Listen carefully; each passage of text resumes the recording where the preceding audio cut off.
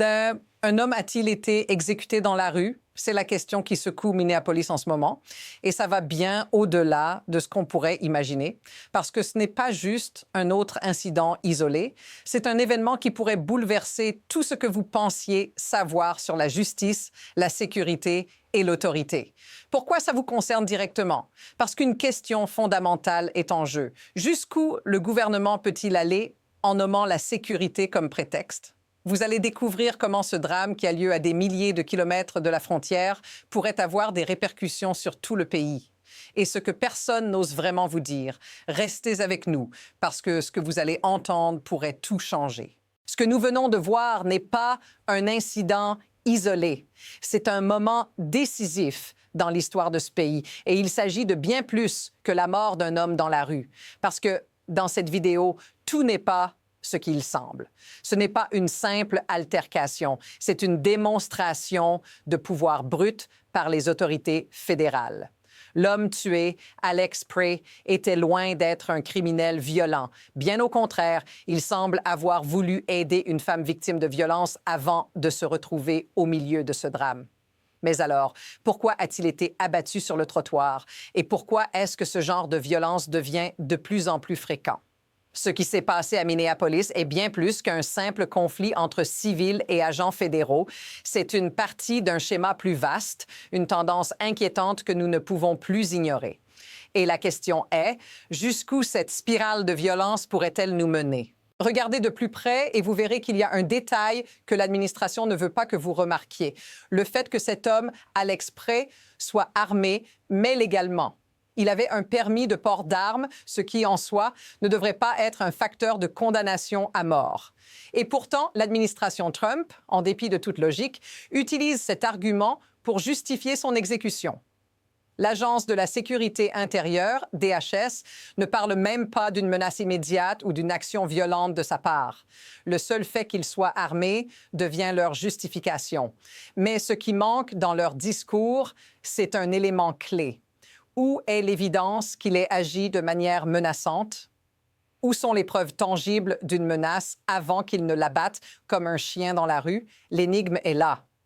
Pourquoi tuer quelqu'un qui, d'après les informations disponibles, ne faisait qu'aider une victime? Mais voilà où la situation devient encore plus troublante. Ce n'est pas seulement la violence de l'incident qui est préoccupante, c'est la manière dont cette administration a réagi.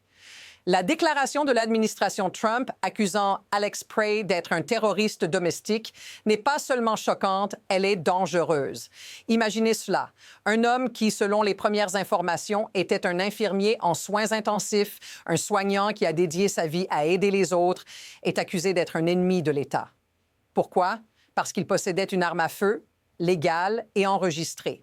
En d'autres termes, le simple fait d'être armé devient une raison pour le gouvernement de vous traiter comme un criminel. Ce qui est encore plus inquiétant, c'est que l'administration Trump n'a aucune preuve d'une menace réelle. Aucun témoin, aucune vidéo, rien. Et pourtant, ils utilisent cette accusation comme justification pour une exécution en pleine rue. C'est là que la ligne entre la justice et l'abus de pouvoir devient floue. Ce n'est pas un accident, c'est une stratégie. Et ça ne s'arrête pas là. La pression continue de monter.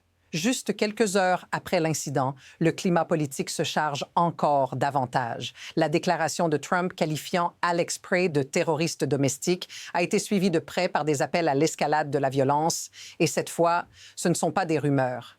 Le gouvernement commence à mobiliser des ressources pour réprimer les protestations dans un contexte de plus en plus tendu. L'ICE et la DHS, qui se retrouvent sous une pression énorme, n'hésitent plus à déployer des moyens de plus en plus agressifs pour contrôler les rues. Et les citoyens, eux, se retrouvent coincés entre un gouvernement qui les considère comme des ennemis et une société civile qui ne sait plus qui protéger. Mais la véritable question est, que se passe-t-il si cela continue? Si ces actions ne sont pas contenues maintenant, qu'est-ce qui va suivre? Un renforcement des forces fédérales dans les rues, tôt? Une surveillance accrue des populations? Une augmentation de la violence et des abus de pouvoir sous prétexte de sécurité? C'est une spirale qui semble prête à déraper à tout moment. Et maintenant, regardons cela sous un autre angle. Ce n'est pas juste une question de politique ou de pouvoir, c'est une question de vies humaines. Alex Prey n'était pas un criminel. Il n'était même pas un activiste politique. C'était un infirmier en soins intensifs, un soignant dévoué qui passait sa vie à aider les autres. Et dans sa dernière action, il a essayé de protéger une femme. Mais au lieu de cela, il a été tué sur le trottoir comme si sa vie ne valait rien. C'est là que vous, le spectateur, devez vous poser une question. Qu'est-ce que cela signifie pour nous, les citoyens ordinaires, quand ceux qui sont censés protéger sont en réalité ceux qui nous détruisent?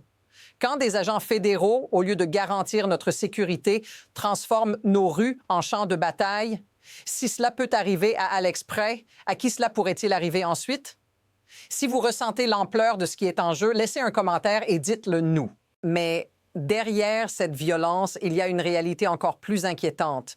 Le système qui permet à de tels abus de pouvoir de se produire. Ce n'est pas simplement une question d'individus ou d'agents fédéraux. C'est un système où la peur et le contrôle deviennent des leviers pour renforcer le pouvoir.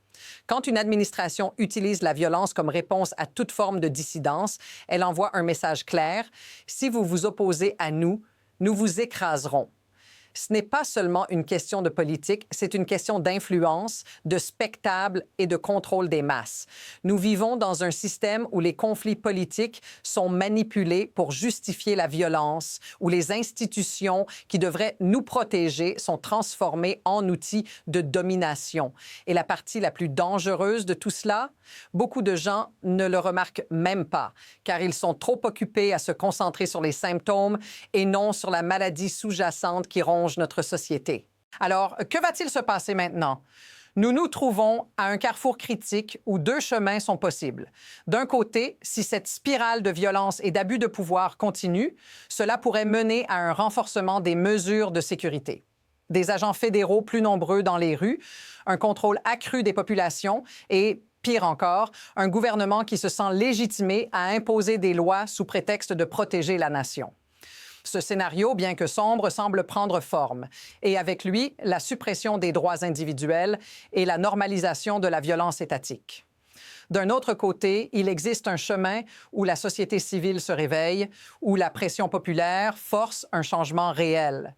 Si les gens commencent à se mobiliser massivement, à organiser des manifestations, à exiger la responsabilité des autorités, cela pourrait entraîner un véritable renversement de cette dynamique. Mais il y a un risque. Si cette pression n'est pas soutenue, si la peur et l'intimidation prennent le dessus, nous pourrions bien nous retrouver dans un avenir encore plus incertain.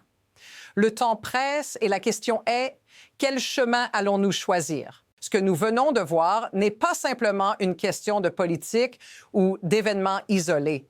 C'est le reflet de quelque chose de plus profond, quelque chose qui touche chaque Américain, chaque citoyen. Si ce gouvernement est capable de traiter un soignant dévoué comme un criminel pour avoir exercé ses droits, alors qu'est-ce qui nous attend tous? Ce n'est pas juste une question de liberté, c'est une question de notre avenir commun. Si nous ne réagissons pas maintenant, si nous ne tirons pas la ligne dans le sable, ce qui s'est passé à Minneapolis pourrait devenir une norme. Mais ici, il y a une chance. Une chance que, grâce à la pression populaire et à l'unité, nous puissions inverser cette tendance et restaurer un semblant de justice dans notre société. Rappelez-vous, ce n'est pas une bataille perdue d'avance. Le pouvoir est dans nos mains, mais nous devons être prêts à nous battre pour qu'il ne tombe pas entre les mains de ceux qui veulent tout contrôler. Si cette histoire vous a fait réfléchir, abonnez-vous et restez avec nous pour plus d'analyses sur ce qui se passe réellement dans notre pays.